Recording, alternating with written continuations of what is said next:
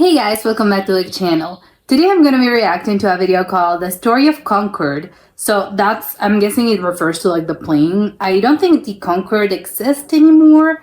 I think it was like a plane, like the fastest plane. I don't know if it was like the most expensive plane or the fastest plane. I think it was the fastest, but I don't really know much about it, so I'm excited to find out. So let's check it out and comment, like, and subscribe.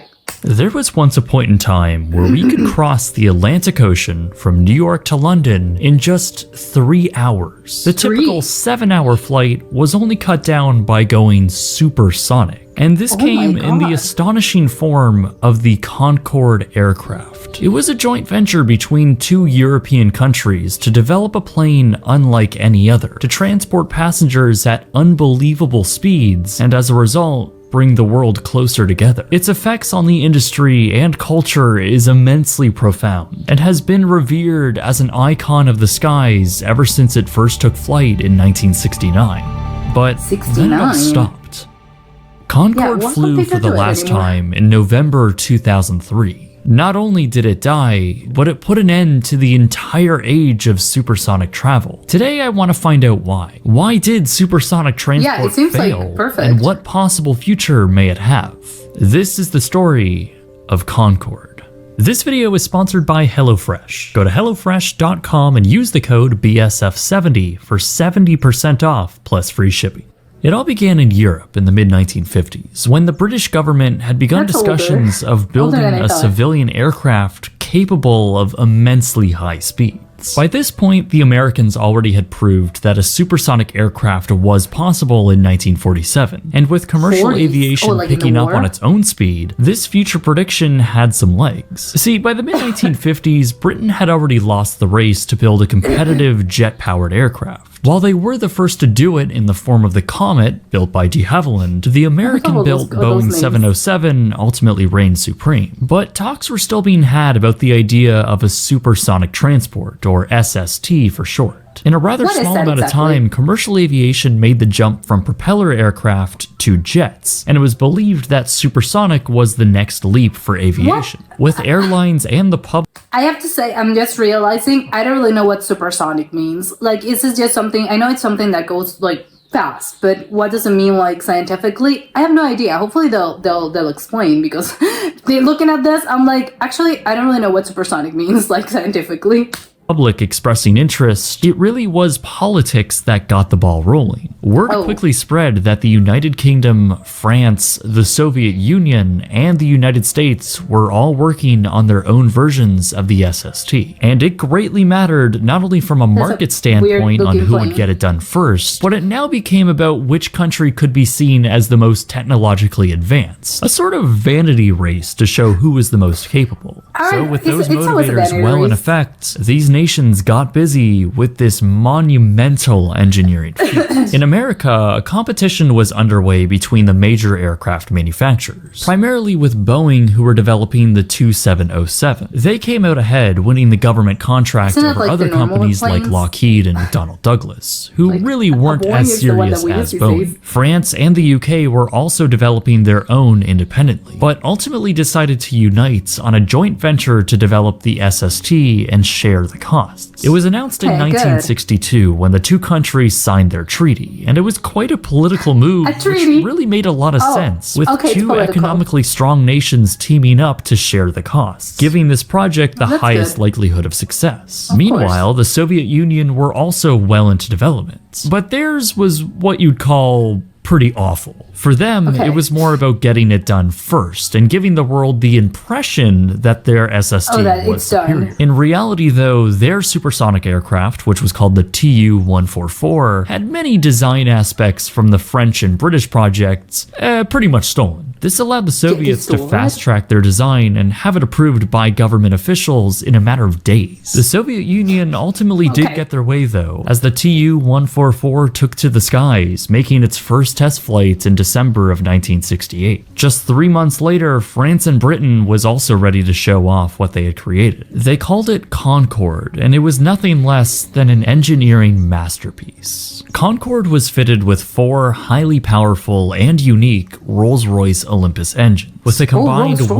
152,000 pounds of thrust. With its unique ogival delta wing design, the narrow-body jet was designed to reach a cruising altitude of an astonishing 60,000 feet and cruise at Mach 2.2, which would later be decreased to just Mach 2.0 to save fuel. That's still a mind-blowing 1,350 miles per hour or 2,180 kilometers per hour, which is indeed faster than a speeding bullet. The flight deck featured a pretty intense-looking, all-analog design and was the first commercial aircraft to feature a fly-by-wire control system, which is essentially an electronic version of the original manual control system of inputs. Among other innovations with the electronic systems, the aircraft also featured a droop nose, often referred to as the droop snoot, a section of fuselage that could be lowered for better takeoff and landing visibility. This would all be controlled by a crew of 3 people, a captain, a first officer, and an engineer. Behind the flight deck was all the luxuries you could ask for of the time. Due to the small airframe design of Concorde, along with a bunch of weight savings, the cabin was set up in a 2-2 configuration with a maximum capacity of around 120 passengers. Truthfully, the cabin was pretty basic, but it was no doubt premium and came with a lot of quirks. Other than the fact that you were flying at twice the speed of sound, it was a small area with windows equally as tiny. In fact, they were around the size of a modern-day passport, by far the smallest in the industry. But to make up for it, you'd be receiving the very best service, and the flight experience was more like a cocktail party with free-flowing champagne and caviar. But this, of course, was all about speed and the ability to bring that to the public.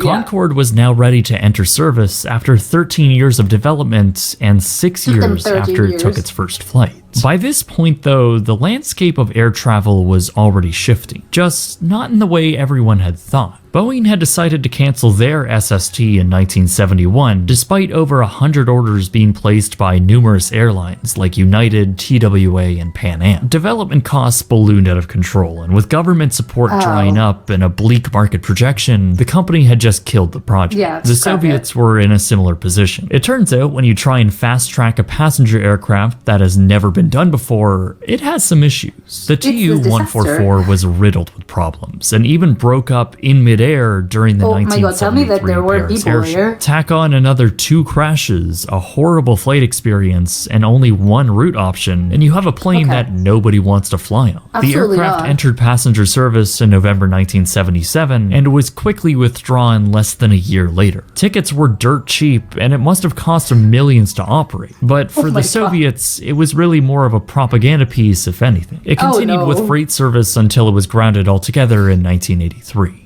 Fortunately, though, Concorde came through and entered service with Air France and British Airways in 1976. But it too wasn't without financial problems. With several public showings and great enthusiasm through the early 60s, the Concorde received numerous orders from basically all the large airlines of the time. Pan Am had ordered 6 of them and showcased it alongside the cancelled Boeing 2707. TWA was another customer who got as far as to make a mock-up of the Concorde with the TWA livery in 1967. These were in the company of other airlines like United, American Airlines, Air Canada, Qantas, and many more. There was also a good deal of interest in a Concorde Type B, which would have had additional fuel tanks for a longer range. Initially, it was projected that the market could be interested in up to 350 jets by 1980, and these first few orders were rather promising. But sales soon started to dry up once some hard-hitting realities dawned on the Concorde program, mainly in the form of where the aircraft would even be able to fly. The US conducted tests in the mid-1960s to gauge what effects sonic booms would have over a populated area. Sonic booms are, of course, the after effect of an aircraft going supersonic, and the result of that test was a lot of annoyances and even property damage. Concorde was a I hadn't, again, the logistics part of it all. I'm like, oh yeah, because it's like when I'm guessing it was when you're like in the, like, usually like it's military planes, when they're flying above you, like it's an insane, like the sound is crazy, like all the windows are like rattling. But it's always when that happens, like, you know, it's a military thing happening, and oh yeah, it's a, you know, it's like the government or something, like something is not common. But obviously, if you have like a normal airplane that you know, it's gonna fly over you like several times a day, it's gonna be like an insane situation because those things are massive. And I don't know if that's the same, but it's gonna be similar. And if you've ever been And if you've ever been like beneath one of those like huge planes, well, they're not huge. They're just like they're just really loud. It's crazy. Like it is crazy. Like you're thinking, oh my god, the house is gonna blow up. Like it's crazy.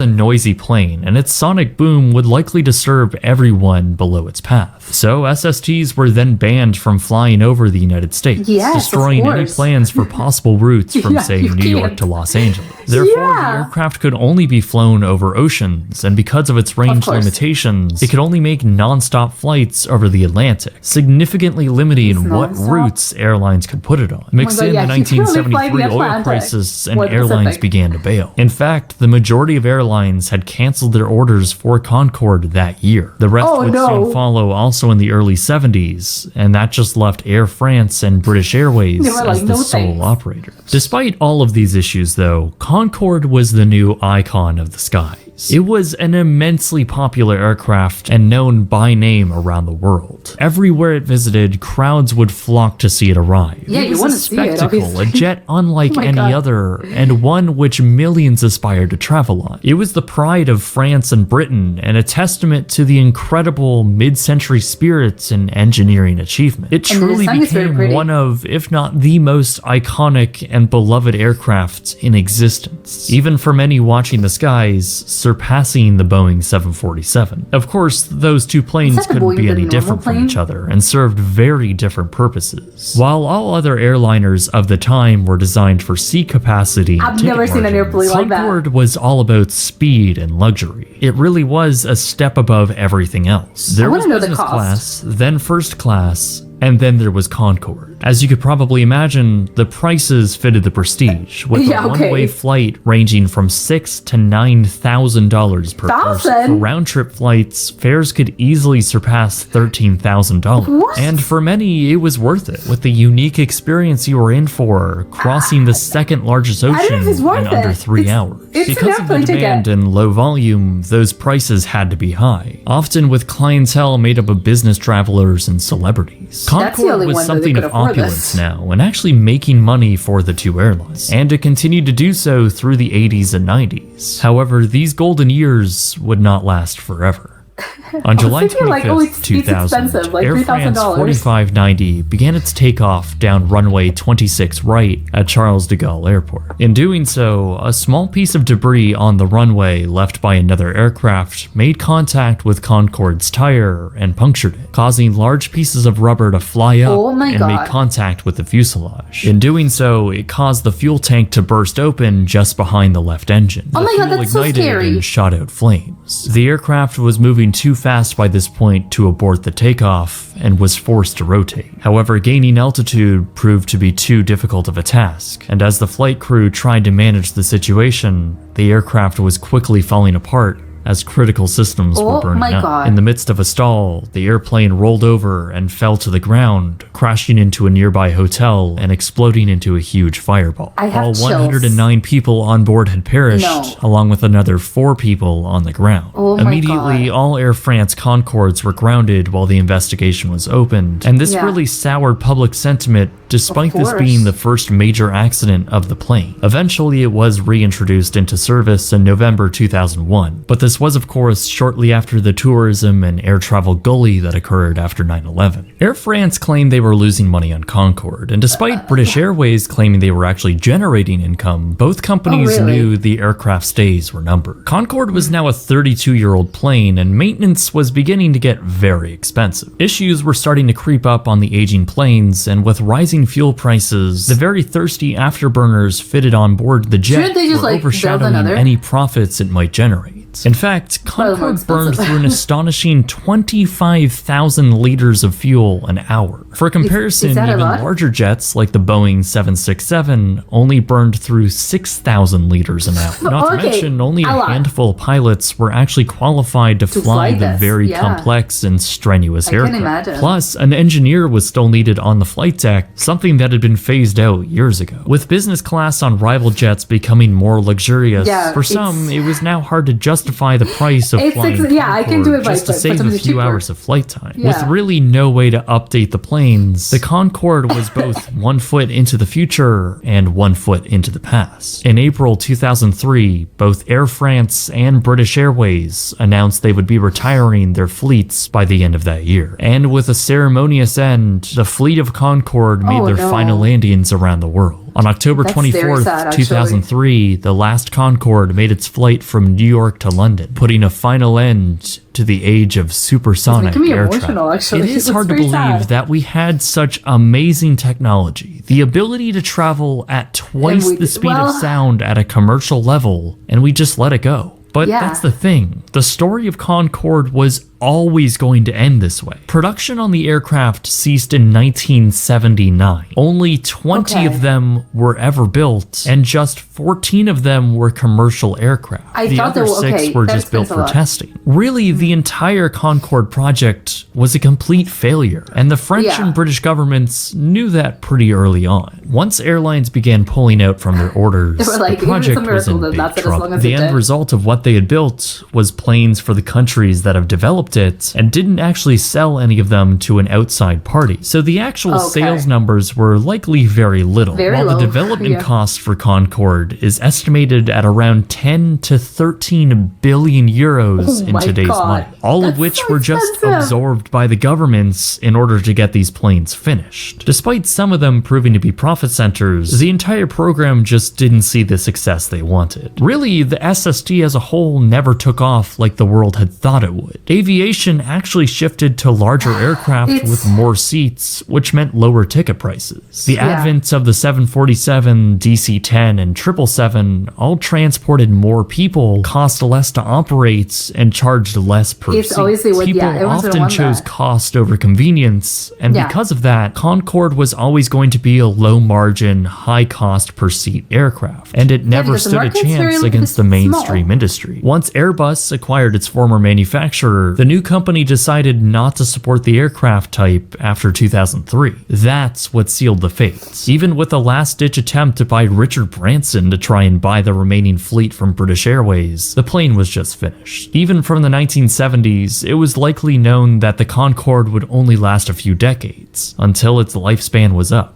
There was really no contingency plan afterwards to keep the planes They knew flying. what they were getting into. The remaining 18 aircraft in existence were all put on display in museums and exhibitions around the world. 3 of them are in the US, with the majority of the rest put on display around Europe. There are a few Tu-144s left in the world as well, also on display, and one even put up for sale on eBay in 2017. The full-size prototype of the Boeing 2707 also still exists. It was sold to a museum in Florida until the 80s, when it was purchased by a church. The Boeing SST remained in the building, hanging from the ceiling while church service was being held. It was eventually sold again and has remained in storage ever since. But the story doesn't end here. Since the last flight of Concorde, there have been some attempts at reviving the era of supersonic travel. I don't know. Most of them have failed, but one company, at least so far, has prevailed. Boom Technologies unveiled the Boom Overture, a 65 to 88 passenger supersonic passenger aircraft that could reach Mach 1.7. Now, this startup is dreaming very big and will likely need hundreds, if not billions of dollars to get the project into the market, which of course has already been delayed numerous times, with the latest target date of 2029. We'll see if that ever happens. Oh my god, One thing that is giving them actual legitimacy, though, is their orders. So far, the company has racked up firm and option orders from major airlines like Virgin, Japan, American, and United Airlines. So far, totaling over 200 orders, which is very impressive. That's actually more orders than the Concorde and the Boeing 2707 put together. The company claims they will be able to offer new routes which Concorde couldn't, like Trans-Pacific. And if this does actually make it across the finish line, the world may once again be introduced to supersonic air travel. But even if that does happen, the Concorde will always remain in history as a very special aircraft. Not something to just get from A to B, but an embodied spirit of the countries who built it, the engineering prowess of the mid-20th century, and the wonders of what the human race is able to achieve. It's a brilliant piece of art, and there's so much more to the story, from the insane engineering to the never-built variants like a cargo version. I'll leave some links to other people's great reporting of the story in the description below. Now, Concorde was pretty limited on what routes it was able to take and rarely traveled away from those destinations. But the aircraft was sometimes chartered for specialty trips. They were filled with high-paying travelers embarking on flights around the world to see other cultures and try new food. A now defunct company called Intrav was one of the major facilitators of this, and while round-the-world trips started at around $60,000 a person, it was no doubt a journey of a lifetime. It was also one of the only times Concorde made a stop in the islands of Hawaii, a chance for savvy travelers to try new things. I can't do that with less money. Okay, well maybe it's not in the actual state of Hawaii, and okay, well maybe it's not because I traveled there on Concorde, but on the flip side, it wasn't $60,000. HelloFresh has actually been a great vessel for me to try new dishes, ones I would have never attempted to make myself otherwise, like this Greek-style lemon chicken, or what I'm making today, this Sloppy Joe-inspired stew. As it's always been, HelloFresh makes cooking these sometimes daunting dishes really quite easy. Not only are they easy, but just like today's stew, it's very good. There's over 35 weekly recipes, so there's always something new and delicious to fit your tastes. It's perfect for me when my days get very busy and I can rely on consistently great food, some only taking just 20 minutes to prepare. HelloFresh offers plans to fit exactly what I need, and it's perfect for the holidays. So maybe Concorde is gone forever and you can't fly across the Atlantic in a couple hours to go get your favorite dish in Europe. But at least you can make some pretty great dishes yourself through HelloFresh. And if you want to take them up on a pretty good offer and support the channel out as well, you can go to HelloFresh.com and use the code BSF70 for 70% off plus free shipping. Anyway guys, my name is Jake, and thank you very much for watching.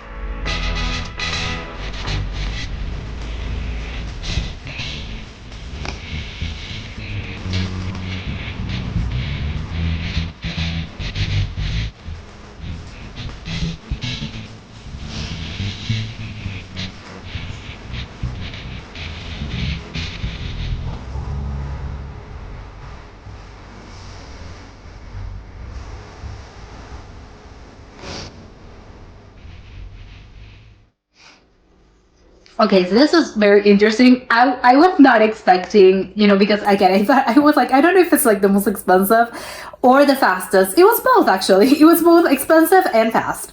So I don't really know, like, it is kind of crazy to me that they did it in the 1960s, around the 1950s, 1960s. Like the insane amount of like technology, because I'm thinking, when they explain like the whole thing and how fast could it go. And the whole like supersonic thing, which is like, I think I get it now, is when it surpasses like the sound, like the speed of sound or something of the sort, and that's why it sounds crazy. Like I can't believe that they did it. Like back in those days, it's been what, around 60, a bit longer, like 60, 65 years, probably a little bit like it's probably older than that. I can't believe, maybe again it's I'm being a bit naive about this. I don't know, because when I see those things, I'm like, okay, it's gonna be something semi-recent, like from the, I don't know, in the 1980s, that we've managed, as the human race, to have like that kind of technology. And it was like, no, it was in the 1950s and 60s. He's like, wait, what? Like, what do you mean we've been able, to do this since the 1960s? That to me is kind of crazy, because it is, it sounds such a like, I don't know, like, it sounds like almost like sci-fi, like, it doesn't sound real, like, well, I know that it happens, because I know that, I knew it was something that people have flown in one of those airplanes, but I thought it was more like a recent thing, and not like, no, it's been around since the 1960s. It's like, okay, so we have that technology. It's crazy also, and even wilder, that yes, we've been able as humans to be able to like do this, but we haven't really progressed. It's like, it's that, and the whole project failed, and yeah, it had a few decades, like it lasted a long time. I'm surprised by the fact that it actually lasted as long as I did. Like when they explain like the reasoning behind it all, it's like they weren't even expecting it to last. Like it wasn't like a long-term project, as I don't know, I would assume like Boeing or those other like big airplanes. I don't know, obviously I don't really know much about planes, but I would think like they are they're sort of like, well, we are expecting this to last. I don't really know how long planes actually last. I think it's normal for planes to last a really long time, like 30-40 years. I think again, I'm a little unsure, but I think it's normal for the airplanes to last, for the actual aircraft to last a really long time. But they're probably expecting, yes, maybe we're going to like renew the fleet or something, but it's a long-term project. And I think the Concorde was like, no, we don't really have plans beyond it. Like, maybe it will last 30 years and it's gonna be okay. Like, we're gonna scrap it, like whatever. It's not gonna be something. It's gonna be like a long-term situation of like, yes, in 50 years we're still gonna be using the Concorde, which is kind of crazy. But it is like, okay, so you have all this technology, and what do you mean to tell me is that the Concorde is like the only plane that we built and it was commercially like used with this technology, and that until this day, 60 years later, we still don't really have anything like this. It is insane, and it's a marvel of engineering. The fact that engineers were able to like create that back in the day when they did. And also that, that we haven't really like gotten around to like, I don't know, revamping this. Like they're even saying like there's some plans. It's not going to be the Concorde. Obviously it's a whole new different team and something. But, they have plans to actually like use the supersonic travel and, create a new aircraft and stuff. And it's like in the 2029, I think it was 29. But it's been delayed. So it is like, okay, so probably around like 2035, maybe we're going to be seeing this. Almost 100 years later after, the initial, like that we figured out how supersonic travel, work. Well, not probably work, but we can like use it to commercially fly. Maybe it's kind of like silly of me to say that, because it's like, well, in the 1960s, like we had, it was when the NASA, like, well, not the NASA and the Soviet Union, like we flew to the moon back in those days. But I think it's like, yes, but I don't know, that was sort of like, for scientific, like to advance the human, like, I don't know, technology, the human sort of like limits of what we could do.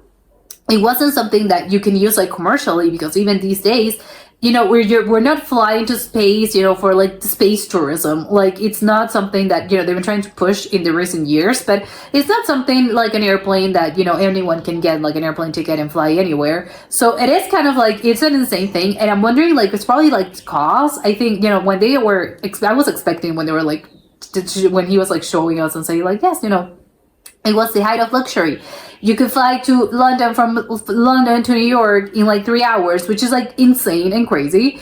I was like, well, yeah, this is going to be very expensive and it's all very luxurious. I was like thinking, well, maybe, I don't know, it's going to be like 66,000, maybe 10,000. It was like, no, it was long for a one-way ticket. It was like 13,000. It's like, okay, it's very expensive. And I can see why no one, like, it wasn't a commercially, it was commercial, but in the sense of like not a lot of people can actually afford this, because even compared to, I don't know, like even like a first class ticket in like another normal, aircraft is not nowhere near what this thing costs. So it is like, who's actually using this? Who can actually afford to actually, say, you know what? I'm flying Concorde today. It's like, it's so expensive. I can see why only like, it was like businessmen and like celebrities did it, because it's like, yes, of course, it's way too expensive. I'm wondering, obviously it's because like the cost of the thing itself are crazy too. Like the maintenance is crazy. You have to recuperate like the cost of, because obviously it's very, again, it's a very expensive plane. And not just that, but the actual like people that work there, like the pilot is like a very special type of pilot that can actually like fly this, and you need an engineer and you need like a bunch of other things. So it is like, yes, you have to recuperate like the cost somehow. But I'm wondering if there wasn't like a way to lower those prices a little bit, and maybe if they had like lowered the prices, maybe it would have been a little bit more successful. And I don't know, but maybe not actually, because I think maybe people, it's like, I want the exclusivity. It's like, I don't know, but I'm wondering if maybe lowering the cost would have helped for the process and for the whole, like, for the whole project to maybe last a little bit longer. But it is crazy, and yes, I love the story, and you know what, I'm rooting for them. I'm like seeing the whole, like, I can't remember the name of of the new company that wants to like bring supersonic travel back, but I'm rooting for them. And yes, I know it's probably going to take them a little bit longer than 2027, but hopefully I'll be around when they launch this. And I'm wondering about the cost as well. And it's going to be also like a luxury thing, or maybe they're going to try to rebrand this as something that maybe people can actually afford. Like, yes, maybe it's not going to be, as cheap as an airplane ticket, but maybe it's going to be like similar to when you're flying business class, maybe something along those prices. Because I think if they manage to like lower those costs, then, maybe they're going to be successful. I don't know. That's just my 2 cents. But that was it for today, and I'll see you next time. Bye.